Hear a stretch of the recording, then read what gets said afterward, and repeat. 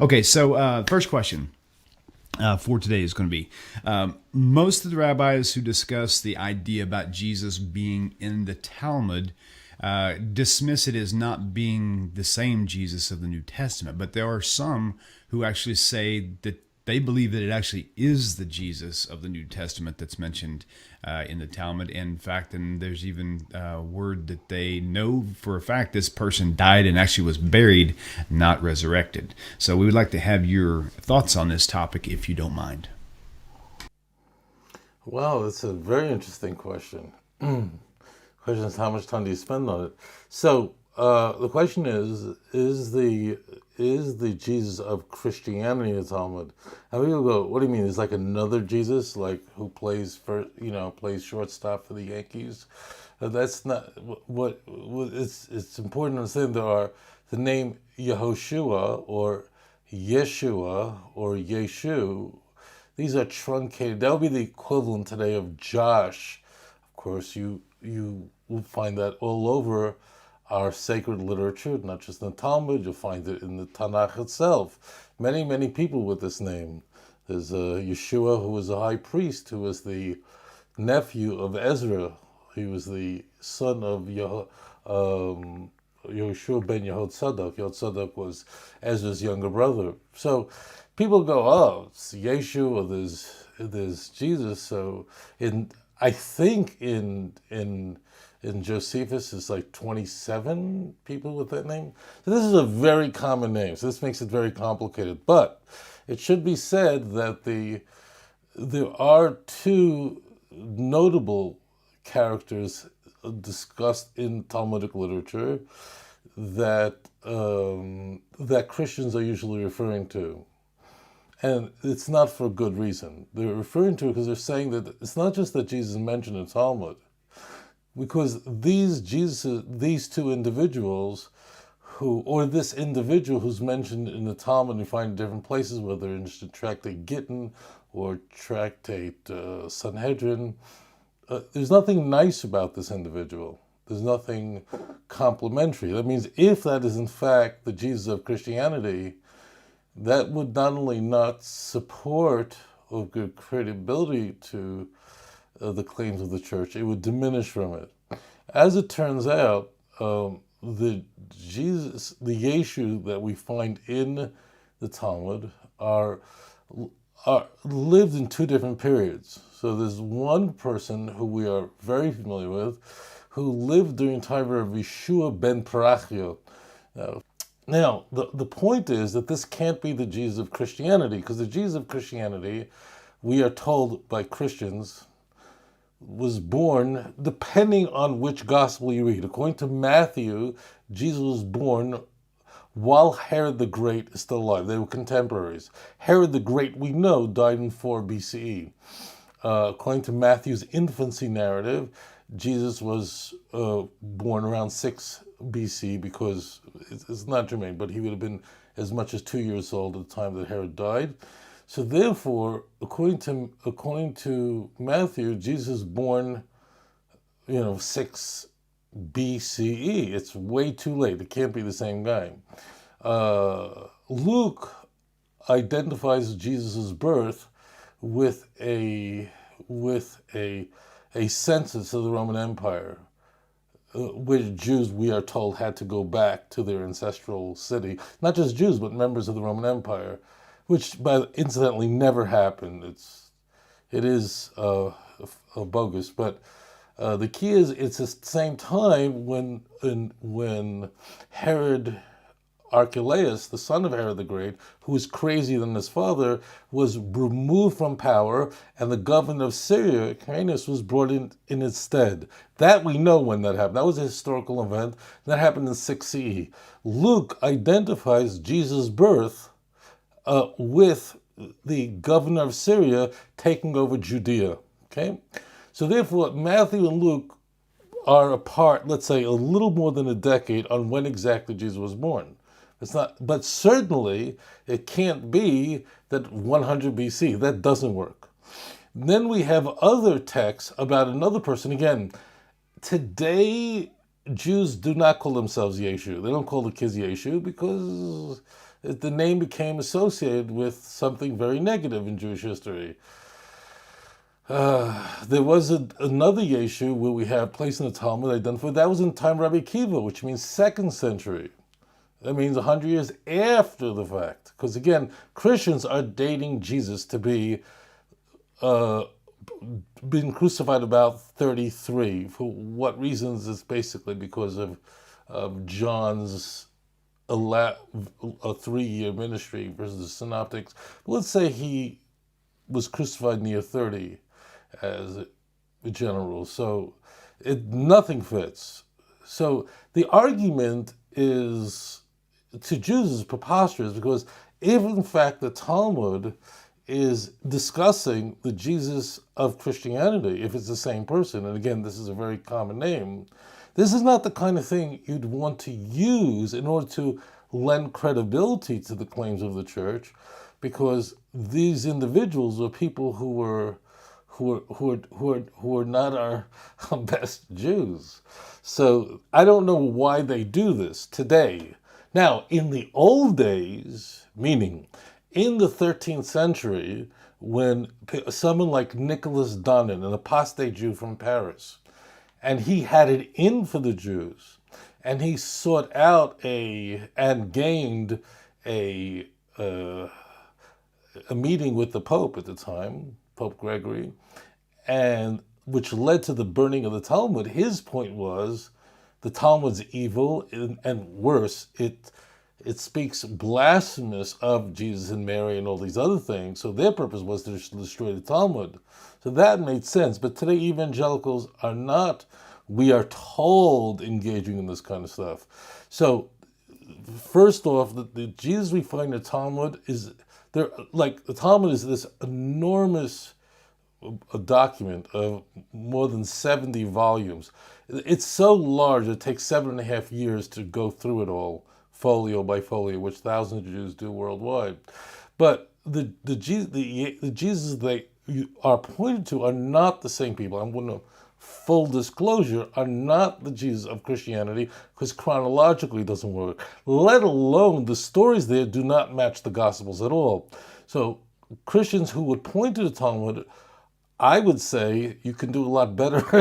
Not that I'm going to tell Christians how to sell their religion, but this is a disaster, because you're then saying this person can't be themselves. One thing you can be sure of. The problem we're going to have today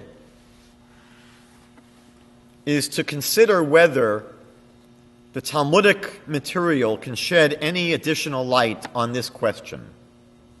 Does the Talmud reveal anything about Jesus that might clarify whether or not he was on our team or not on our team? Whether he was loyal to the Torah or was someone rebellious against it? One major question we're going to try to entertain is whether any passages in the Talmud actually speak about Jesus. And it's a big question mark. It was actually quite a common name at the time. Today, we don't find many people named Jesus in our synagogues. I don't remember the last time they called up someone to the Torah and his name was Jesus. But at the time, in the 1st century, it was quite a common name. In the works of the 1st century Jewish historian Josephus, he mentions 20 different men with the name Jesus. Even in the New Testament, there's someone else named Jesus, not just the Jesus of Nazareth. We find this in the book of Colossians, in the 4th chapter, verse 11. There's someone else named Jesus. So it's not as if there's one person that has that name and that would be it. It's interesting that in 1240, King Louis IX of France ordered 4 of the leading rabbis at that time to engage in a religious disputation with a Jewish apostate named Nicholas Donin.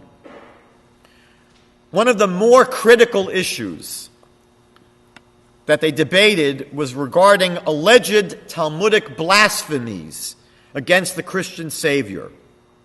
That was one of the major complaints that Nicholas Donin had against these 4 rabbis and against the Talmud. He pointed to passages in the Talmud that seem to speak about someone named Jesus. Rabbi Yechiel of Paris insisted that these passages were not speaking about Jesus of Nazareth. They were not speaking about your Jesus. They were not speaking about the Jesus of Christianity. And he famously quipped, "Not every Louis is king of France."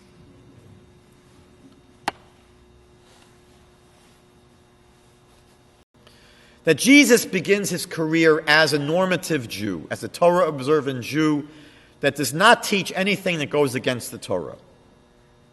And his students and followers were as likewise Torah-observant Jews, and they were more or less accepted within the Jewish community. They may have been seen as weird people because, again, they thought that their teacher who was crucified was the Messiah, that he was dead. And they believed that this person who died is going to come back and he is going to somehow bring about the Messianic age. They may have been seen as strange. And as time went on, they may have been seen as stranger and stranger, especially because there's now a dramatic growth of non-Jews who are followers of Jesus, who are worshiping him as God. And it could be that there's some confusion between who these followers of Jesus are. Are you Jewish followers of Jesus who did not worship him as God? Are you from the Gentile movement of Jesus? But there seems to be some coloring or clouding of the issue of who the followers of Jesus are with the growth of Paul's Gentile Jesus movement.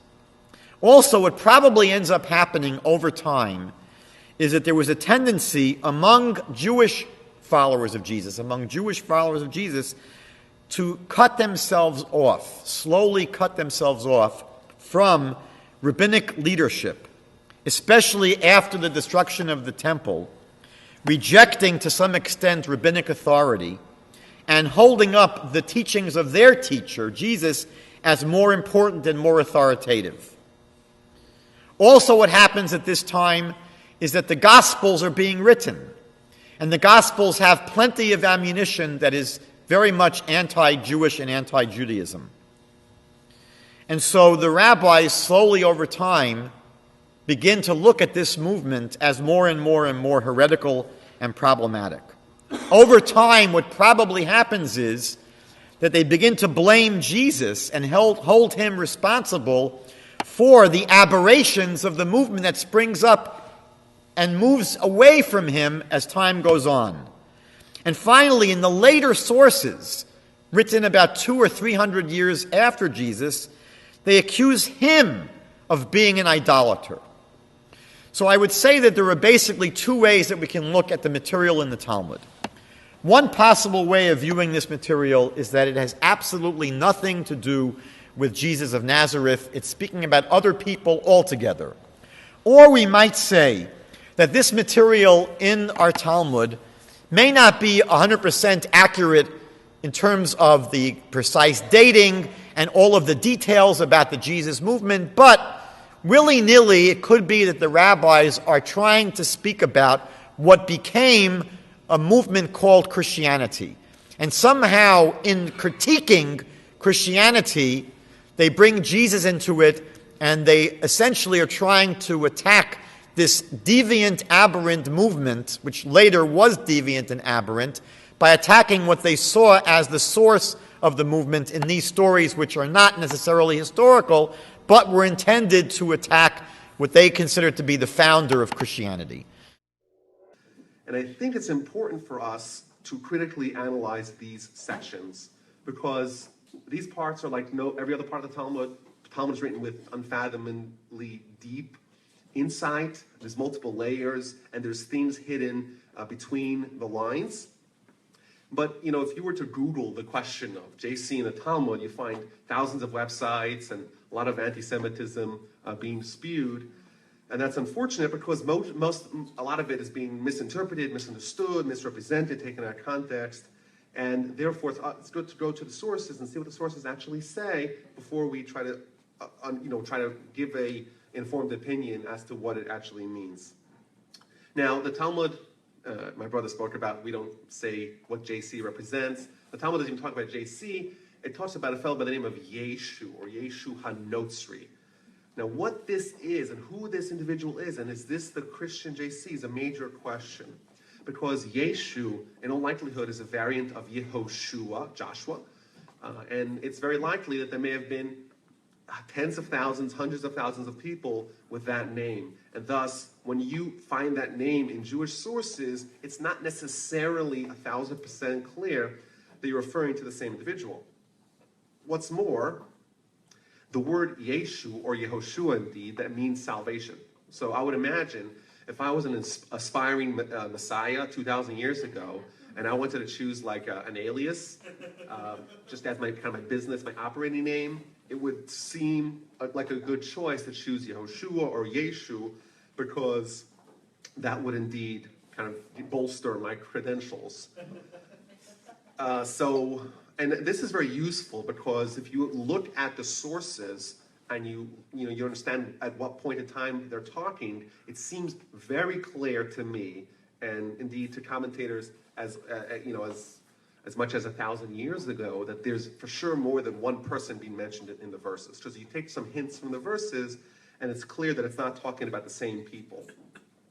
Additionally, another kind of wrinkle in this discussion is that the word Yeshu has been suggested as not actually a proper name. Because you would wonder, if his name was Yehoshua, why would he not just stick to Yehoshua? It seems like it's okay. It's a good name to still have. Why would you change it to Yeshu? So some have suggested that the word Yeshu is not a proper name, but it's just an acronym for Yamach Shemo V'Zichro. May his name and his memory be blotted out, which is what's given to enemies of the Jewish people. So whether that's true or not, who knows? But it certainly adds more issues and items into the discussion. What does the word Yeshu even mean? Is it referring to someone? Is it referring to ideas? Is it referring to multiple people? And that's a little bit confusing. And indeed, the Ramban, Nachmanides, in 1263 in Spain, had a famous disputation with a local Jew who had become Christianized. They had a debate, and the Ramban suggested that every time the Talmud says Yeshu, it's not necessarily the same person. There's obviously different people being described as Yeshu, and it's not necessarily referring to the Christian hero. So that's important to note. Now, it would suggest quite plainly that this is a discussion about the execution in a Jewish court of law of a fellow by the name of Yeshu for a set of crimes, and indeed it's a historical account. That's what it seems at first glance. I think that's pretty clear. It says it very clearly. On the eve of Passover, they hung Yeshu because of these crimes. It was 40 days. It seems very clear. But if you actually read critically, it seems that there is robust evidence that it's indeed not a historical account. Number one. First of all, by what method of execution did they kill him? It seems like they hung him. It says, Erev Pesach Toluhu Liyeshanos, they hung him. We know that there's 4 methods of execution in the Jewish court. None of them are hanging. Stila, Sreifa, Herod, Chenek. They're not, hanging is not one of them. So why would they discuss the hanging as a method of execution when that's not even a method of execution of a Jewish court of law? Number one. Perhaps you may suggest that the halacha does indeed say that when someone is stoned to death, stila, afterwards they hang him. There is indeed such a law. And maybe they stoned him and then they hung him. That's a good thing to suggest. But I would question, why are they harping on the post-mortem process of hanging and not on the execution itself, which is the stoning? So it seems bizarre for the focal point to be the hanging, number one. Number two, it gives us also a time in the calendar when this happened. And that is the eve of Passover. Now, one of the laws of a Jewish court is that they do not sit on the eve of holidays and Shabbos. So why would this court behave not in line with the laws of a Jewish court? Furthermore, thirdly, the Gemara says that the reason why he got special treatment and he got the 40 days and we tried to find acquittal for him is because he was close to the kingdom. Well, we know historically that the Christians were not close to the kingdom, i.e. the Romans, until many hundreds of years later. So this seems to be ahistorical, correct? Because it's not describing what we know to be true from that time. So there's three reasons to suggest that this particular statement in the Talmud is not describing an event necessarily, or at least if it is, there's a lot of questions we have to address. Why are there problems in this narrative? But the Talmud actually continues. And the Talmud says, there's 5 students that Yeshu had, and they were also executed alongside him. Matai, Nakai, Netzer, Boni, and Toda. And these names are strange names because each one of them actually means a word in Hebrew. Matai means when, in Hebrew is when. And Nakai is Naki, clean. Netzer is a shoot, like a vegetation. Boni is close to the word ben, beni, which means a child. And Toda means thanks, or a thanks offering. And the Talmud launches into a debate that happened between these students and the executioners. So they brought Matai in, and Matai said he's trying to argue for his own vindication. He says, how are you going to kill Matai? Matai Yeharei, you want to kill Matai? The verse tells us, Matai avo ve'era'eh pnei Elokim. When will I come and see the face of God? He's trying to argue for his innocence by quoting a verse that has his own name that says when, i.e. Matai is when will I come and see the face of God? And they responded to him, Amrulo, yes, Matai Yehared, Matai will indeed be killed. Dichsiv, Matai Yamus, when will this person finally die? So there's this strange polemic here between the students of Yeshu and Yeshu himself and the court. The court is saying, we're going to kill you. And they say, well, how could you kill me? There's a verse somewhere in Tanakh that says, Matai, which is my name, Matai, when will I see the face of God? Which means I'm righteous. And they say, no, you're not righteous. There's another verse that says, Matai Yamus, when will this guy finally die? And they run to the next guy, Nakai. What happened with Nakai? He says to them, Nakai, you're going to kill Nakai? V'naki v'tzaddik al taharot. And he quotes a verse that says, Naki, i.e. someone who's clean, bereft of sin, v'tzaddik, and someone who's righteous, al taharot, don't kill. And they quote him a different verse. Nakai will be killed. Why? Bimistarim yahared Naki. In the hidden places, Nakai will be killed. And indeed, it continues. Netzer, they brought a Netzer. And he says, you're going to kill Netzer? He quotes a verse in Isaiah, V'netzer mishorsha of Yifra. A shoot will sprout from its roots, which is a reference to Messiah. So he's like, look at me. How could you possibly, look at me? The verse says, V'netzer, which is my name, will bring about the Messiah. And they say to him, no, bring him a different verse also from Isaiah. Va'ata hishkaltam imikirbecha kenetzer nitav. You have been flung from your grave like a detested shoot. And this happens again and again. Banai, he says, B'ni b'chori Yisrael, my son, my firstborn Israel, i.e. I'm the son of God, so to speak, which is what he's implying. And how could he possibly kill me? And they respond to him, no, Anochi horig es bincha b'chorach, I will kill your firstborn son. And lastly, Toda. He says, how could you kill Toda? And they say he says, well, it says Mizmor Losoda, which means when King David is saying a praise to God, it's a Mizmor for Toda, and they say, V'zavech tovi chavdenuni, we're going to kill Toda. That's the Gemara ends. And presumably those 5 students were also executed. Now, what's clear, if anyone studied anything about Jewish law, that this is actually not how the judicial proceedings happen.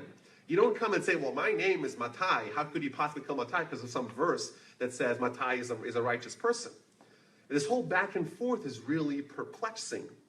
It seems to me that this is further proof that this particular episode, at least, there's more to it. It's certainly not just retelling the minutes, so to speak, of a debate that happened with the student. Because if you're guilty of a crime and you want to be found innocent, you want to be acquitted, you know what you need to do? You have to provide evidence. And you know what? If you're a court and you're trying to convict someone, you know what you need to do? You also need to provide evidence. This game, a wordplay with the names of these people and verses that seem to correspond to one way or the other, that's not the way it's done. Clearly, from this continuation of the Talmud, it's abundantly clear that this whole section needs to be reevaluated. It's not necessarily telling a historical event. It seems like it's more theological, and I want to suggest perhaps if you look at the actual debate, there's a lot of indication that this is a theological debate. For example, Matai avo ve'ira'eh pnei Elokim. When will I come and see the face of God? Which is a verse in the Torah, in Tanakh. What it seems like the students of Yeshu are suggesting is that, hey, look, the Torah seems to say God has a face. If God has a face, maybe he could have kids, maybe he could have this, maybe he could have that. It seems like that's what he's suggesting. The next guy says, B'ni b'chori Yisrael, my son, my firstborn Yisrael. It seems that this is not just a question of the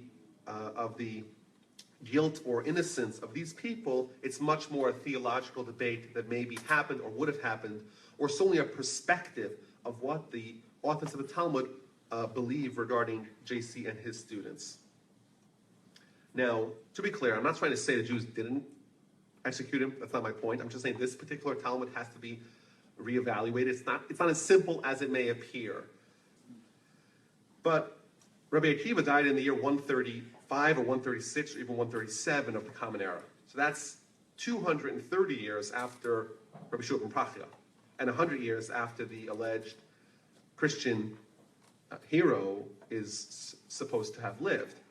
So if this Ben Stada, Ben Pandira, whoever this person who smuggled the tattoos out of Egypt, is it the same Yeshu? Could it be the same Yeshu? So all the commentators talk about it and say, wait, it can't be the same Yeshu because it's from a different time period.